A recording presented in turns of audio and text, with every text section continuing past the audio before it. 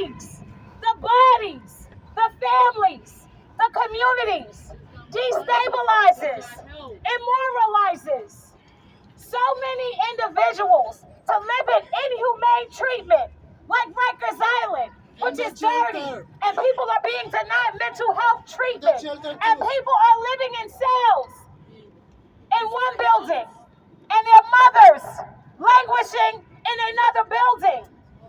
That's not family. That's not how we keep families together. And in that regard, I say that we will not be able to incarcerate ourselves out of the problem of poverty. We know that the safest communities have the most resources, not the most police officers. And so we are saying, hell no to rollbacks against bail reform. Preventive detention is not the answer. Preventive detention only makes matters worse. Folk need to be connected to housing, to jobs, to quality education, not to more bars, not to more cages. And so in unity we say communities, not cages. Communities, not cages. Yes, we had Khalif Browder, but I had a cousin, Ivory Rowling, who died in Rikers Island, just like 36 other individuals who we stand in the gap for their families and for the 6,000 other people who we do not want to see their fate. Bail reform is working. People are returning to court. Least restrictive measures was not created in bail reform. It is included for decades throughout our nation's laws. And so we are saying hell no to trying to change bail on empirical, anecdotal data without any empirical evidence or sound legal argument to the contrary. And so we stand together. I am strengthened. I am stronger than ever. God has given me strength. So we're saying that in this budget, we need money for education, not for mass incarceration. We need money for education, not for mass incarceration. We need money for education, not for mass incarceration. Thank you very much. I am a Power to the people.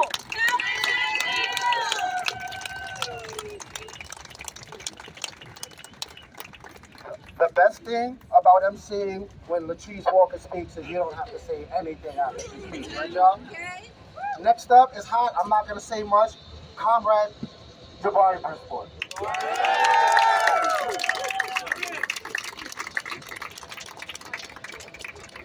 All right.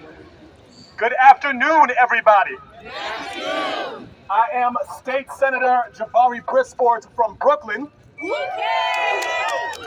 I happen to share Ocean Hill, Brownsville, and Brownsville with the Assembly member. I also represent Bed-Stuy, Fort Greene, Clinton Hill. Talk about it! And the first thing I want to say is that Donald Trump gets to wait at home for the rest of his trial.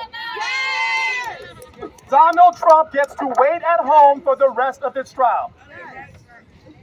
While other people wait at Rikers for 1 year, 2 years, 3 years, more, experience conditions where they may get beaten by correctional officers, sexually abused by corrections officers.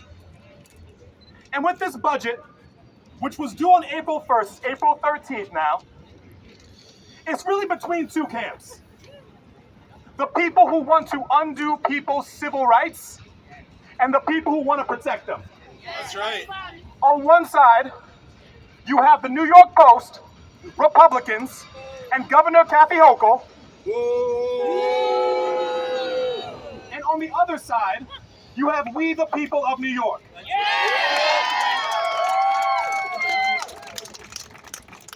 They want to invest more in prison beds. We want to invest more in mental health beds. They want to hire more corrections officers. We want to hire more teachers.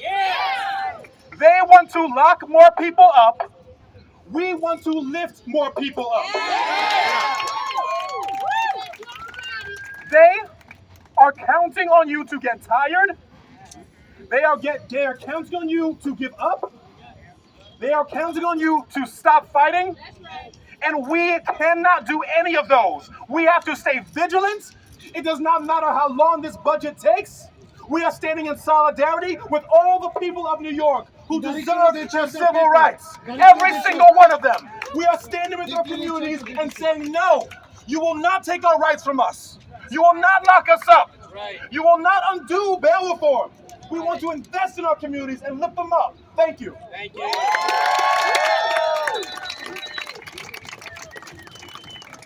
Thank you once again, State Senator Jabari Brisport. I'm going to bring up another state senator from Brooklyn and Manhattan and Queens. Comrade Christy Cesar.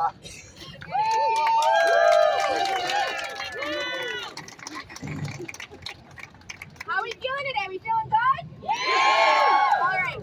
Hi, everyone. My name is Christy Gonzalez, and as you heard, I'm a senator for a tri-borough district. I'm proud to be here with all of you, with my overlapping assembly members in both Brooklyn, Assemblymember Gallagher, and Manhattan, Assemblymember Epstein. Because from Manhattan to Brooklyn to Queens, we know that bail reform and rolling it back is not public safety. We know that public safety is investing in our communities. And we are outraged that at a time where our budget is $227 billion, y'all.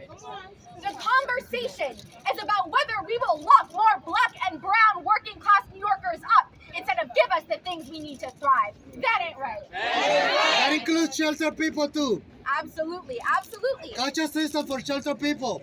Absolutely. Gotcha system will include All for New shelter Yorkers. people. We need to pass this year. So, Cannot wait another year. I'm here with all of you at a critical moment. You heard from Assemblymember Walker, you heard from Senator Brisport. We have not only a moral problem, but a political one. Because we know the policy of bail reform in 2019 has been working. The people who are pushing a narrative that the rise in crime is due to bail reform are the same people who like to deal in the politics of fear. But we don't deal in fear, y'all. We deal in love and what? Facts. Facts.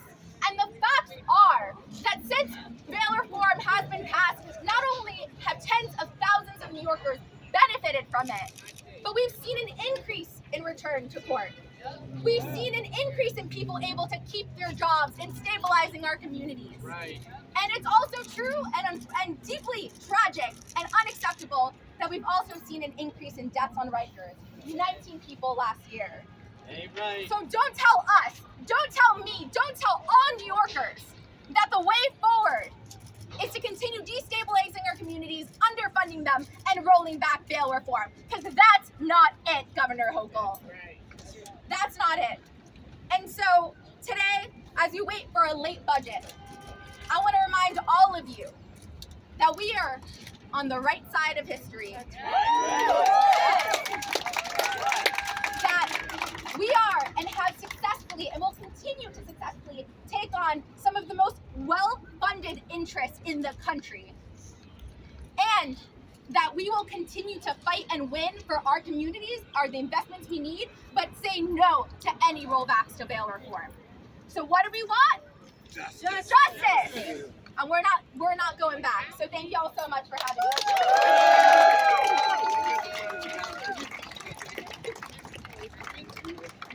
It's hot. I don't got much to say. I'm going to bring up our next speaker, an assembly member from Brooklyn, aforementioned Comrade Emily Gallagher.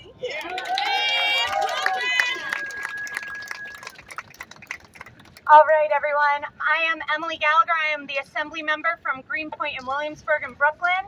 And I'm so glad that my senator was bringing up the right side of history. Before I was working in the assembly, I was a public historian. And I know that these revolutions take decades. And we are in the middle of a revolution right now. And it is a revolution that we have tried to do again and again since the Civil War and before the Civil War. And that is to make sure that all of the people in the U.S. are free and have all of their rights. And right now, that is not the case. That is not the case. Right now, Black and brown New Yorkers have fewer rights than others, and because we lock up so many of them, and because we are taking away so many opportunities in this budget and in the city's budget for education, for employment, for so many of these issues. And it is going to take a long time. Bail reform was historic. It was absolutely historic, and you all won that. That's right. We the people. And a big part of winning is not giving up what you won, not ceding that ground.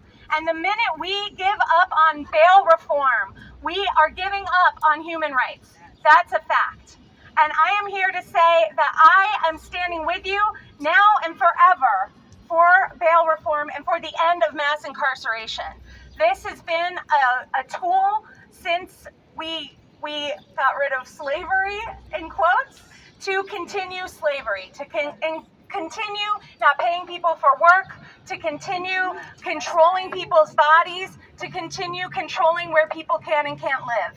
This is all part of that legacy. We tried and we try and we continue to try, and we will fight until we win, whether that is right now or far in the future, but I will not give up. And we are going to do it right now, because look at all of us who are just a small faction of who is fighting for this. So I stand here as part of history. I stand here knowing history. We have to keep this movement going. We are fighting for our lives. And I am so grateful to all of you, and I'm grateful to the leadership of my colleague, Latrice Walker. Thank you.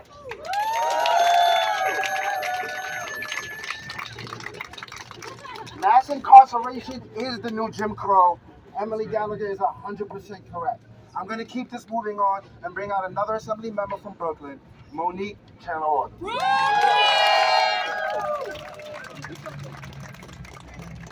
I just want to start off by saying thank you, thank you, thank you. I stand here in solidarity with all of you, the advocates, which is my brothers, my sisters, our family, my colleagues, especially my sister, Assemblywoman Latrice Walker, as we go to this fight. So my name is Monique Chandler Waterman, a newly elected New York State Assemblywoman in Brooklyn, covering East Harlem, Brooklyn, and Crown Heights.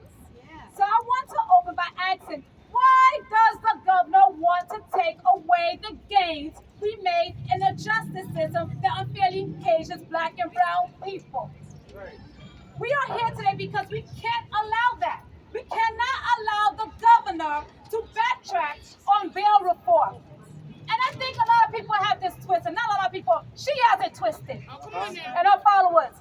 Let's define what is bail. It's a conditional release of a defendant with the promise to appear in court when required. I want to be clear about what bail is and what it isn't.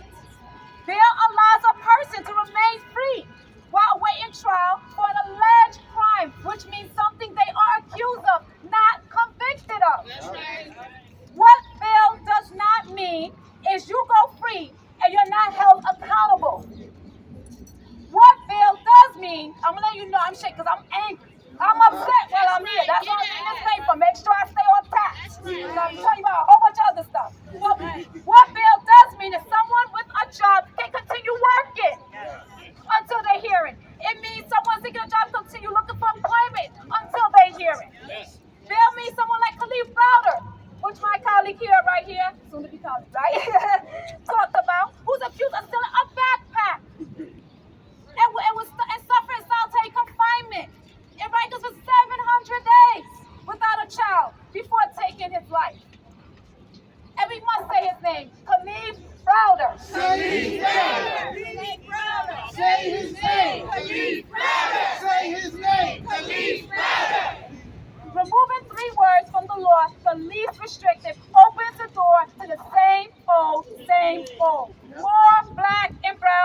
people being caged. By stripping the law of those 3 words, the governor is stripping the law of a standard that has been in place for 50 years. We should work to rehabilitate when appropriate, not punish, because of politics is putting you under pressure. Governor, I represent a black and brown community, 90% black and brown community. And I'm here to tell you, it's fake news. When you try to argue that bail reform is the reason for the spike in crime. Crime has increased nationwide from the pandemic, and it had nothing to do with bail reform. So what you should blame for the crime increase is the failure to provide wraparound resources. Provide jobs, affordable housing, mental health resources, and the list go on, and all of the basic necessities that requires government. We need support and funding. Let's focus on that. The safest communities have the most resources. Let's put our focus on where it needs to be. I am here standing with you. I will not falter. I will not let my people down. I have 4 beautiful children, and my children who want me to stand here and hold the line. I stand in solidarity, and we can't be moved. We want justice.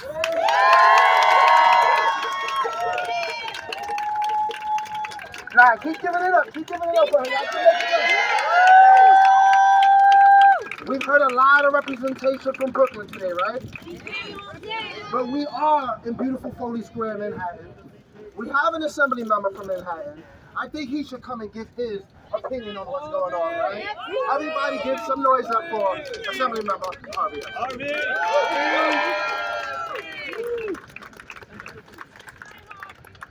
First, we all have to remember, just a week ago, we lost one of our champions here, right? That's right. So we have to remember to think about Marvin as we do this work. What would Marvin want us to do? What would Marvin say in this moment? What would Marvin tell the governor? So Marvin has to be front and center in our minds. And now when we think about Marvin, we have to think about facts. Let's look at the facts here, right? We see crime has gone down. Someone say, oh great, bail reform worked, crime went down. But those are the facts. We can say dismissal rates have gone up. So people are not being held, and they can plead their case, and their cases are getting dismissed. We used to have a 25% dismissal rate, we're closer to a 45% dismissal rate. So people, when they have the power to negotiate, are able to negotiate and say, hey, that didn't actually happen. I was arrested, and that was a fraudulent arrest, and therefore my case should be dismissed. And time after time, we've seen judges increase dismissal rates. So not only we're seeing crime going down, we're just seeing dismissal rates go up, and we're seeing people do better. So what does success look like if not that? What does success look like if we're not doing all the things the bail reform said we were going to do? Instead of putting people in jail and forcing them into a plea bargain, they have bargaining power. Now these rollbacks are going to affect every aspect of the game we had. Everything we've gained in the last 4 years can be lost. So we have this moment in the next couple of days. Could be today, could be tomorrow, could be over the weekend, to be able to influence this process. Now, I was one of the people who was here who fought along with Assemblymember Walker and Assemblymember Simon 2019 for bail reform. We were there when we voted against the real rollbacks in 20 and 21 and 22. But we are standing strong this year to say, let facts decide. This isn't about elections. This is not about politics. This is about people. It is about people like Marvin who were locked out up in Rikers for 11 months because they had no power to negotiate. We don't want the next Marvin Mayfield to be locked in Rikers for 11 months. We want to fight for what we believe in and fight for justice and equity. And be clear, this is an economic and racial justice issue. This is about locking up black and brown people. This is about locking up poor people. So that's all we're talking about today. So we're fighting strong to ensure we don't have those rollbacks. Thank you for fighting all you do. Say his name. Marvin Mayfield. Say his name. Marvin Mayfield. Say his name. Marvin Mayfield. Say his name. Marvin Mayfield. For those of you who don't know, why is it not working now? For those of y'all who don't know, Marvin Mayfield was a champion. He was somebody that meant a lot to all of us. His passing is put a battery in the back of so many more of us that Kathy Hochul should be scared. I'm gonna leave it at that and bring out another friend of Marvin, another assembly member from Brooklyn, Miss Joanne Simon. Brooklyn is in the house. Sorry, Manhattan, but so I'm Assembly Member Joanne Simon, and I fought for and was happy to vote for bail reform in 2019. I want to tell you all that this is the same battle that we fought then, and the reality is the people who are saying that it's not working now are operating in the same fact-free zone that they were then. And they were alleging it wasn't working before it was even in effect. So all of these arguments are the same arguments we've heard. What we have now, unfortunately, is a terrible misuse of language. We have a acting chief administrative judge of the New York State court system who says bail is not the problem, who said the judges understand how to interpret the law. The judges do understand what least restrictive means is. It's in fact a constitutional standard that has been in effect in terms of the Supreme Court endorsing it since 1970. And New York did that in 1973. So the reality is when you have a deprivation of liberty, and being incarcerated is an extreme deprivation of liberty, you must be released unless there is any other way to address the issue of ensuring your return to court. So if you're a risk of flight, like the guy in the mobster case that the court said made this decision about, he was a risk of flight.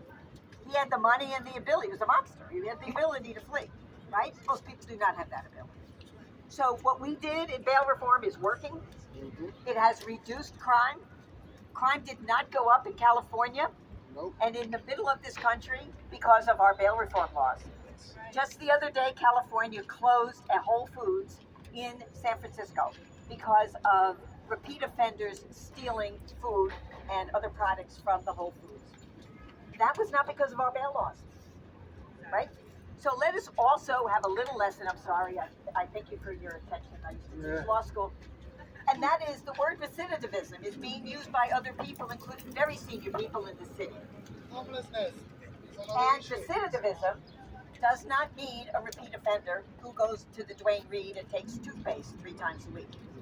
That is a repeat offender. And by the way, there was a rollback to bail that addressed that issue. And in fact, if you are a repeat offender, there is bail eligibility. Bail is not granted by the legislature, it's by a court. So the courts are following the spirit of the law as well. So the reality is recidivist is somebody who's been incarcerated and then is released and then reoffends. So by calling repeat offenders recidivists, we are scaring people and we are talking about a group of people that are not the same group of people, and that is what helps ratchet up this fear and this belief that somehow or other bail reform caused an increase in crime. It did not. It didn't cause it here. It didn't cause it anywhere else. And let me just say one word about mental health, and I know it's hot, I'll let you go. About 20 years ago, I was held up at gunpoint. And I looked at about 3 precincts worth of photos, right, for who might have been the person who accosted me. He wasn't there. But it was very clear to me, as somebody who's been in disability rights for years, at least a third of those people were obviously people with mental and intellectual disabilities. So we know that the people who get picked up, we know that the people who can't fight back, we know the people who are impoverished, we know the people who are more likely to be incarcerated pre-trial are in fact those most vulnerable people in our society. I want to point to everybody, I'm on the treatment not jails bill, but I want to point you to A1699, which actually would have a great effect. I'll tell you why, and then I'll shut up.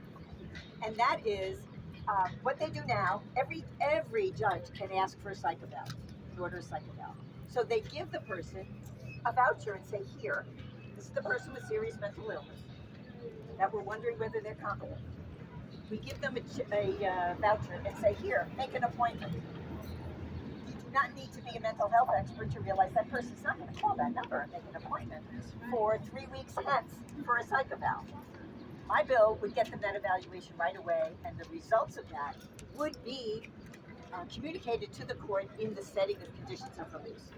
So, I want to say that there's many ways to skin this cat. To the extent people have concerns, we can do this in a way that is fair and just and actually attends to people's needs. So thank you very much for listening, and thank you very much for having this on the hottest day of the year. I promise y'all, the legislators that support us know what they're talking about. And the legislators that support us care about this issue. But we need more legislators that support us. We need more of them to actually know what they're talking about and not be scared off by fear-mongering. I'm an advocate. I work for New York Communities for Change, but I have love for a lot of different advocacy groups, and one of them is Vocal New York. So everybody make some noise for my friend DeJuan Collins for Vocal New York.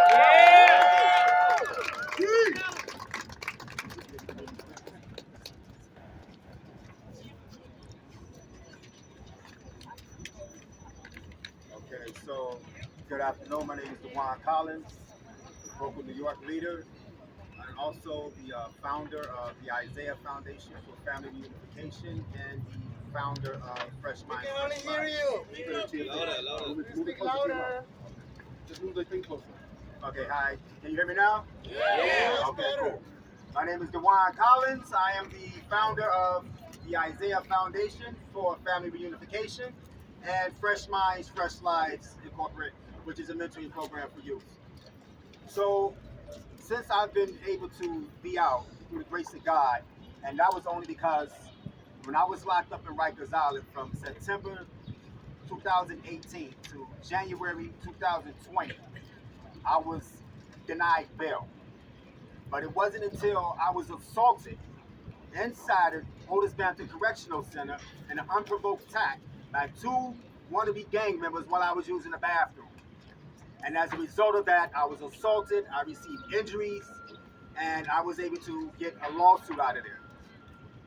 That is the only reason, by the hand of God, that I am out here today. And since then, I've been able to be reunited with my son, been able to establish housing, been able to establish a foundation and a program to give back to the communities. Because that's what it's about. It's about giving back, right? It's about doing what we love to do for our community. And they say it takes a village to raise a child. So let the village out, man. Let the village out. Yeah. Because we are the village. That's right. We are the village, man. And it is my hope that the people of New York will stand with us in solidarity as we tell Governor Hochul no rollbacks. Mm-hmm. No rollbacks. No rollbacks. No rollbacks. No rollbacks. No rollbacks. No rollbacks.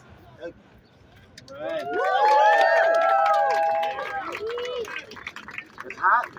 I'm not going to say anything else. I'm going to bring up the next speaker. Muy caliente.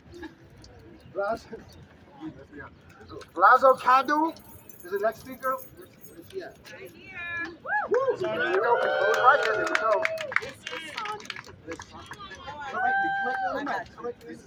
Hello, everyone. Good afternoon. My name is Lysandra Cadu, Lezandre, and my last name is Cadu, Khadu. I'm the mother of Stephon Cadu. My son passed away September 22nd, 2021, on the boat. I got a few things. Let me look at my phone. Y'all. This is real life. Whew.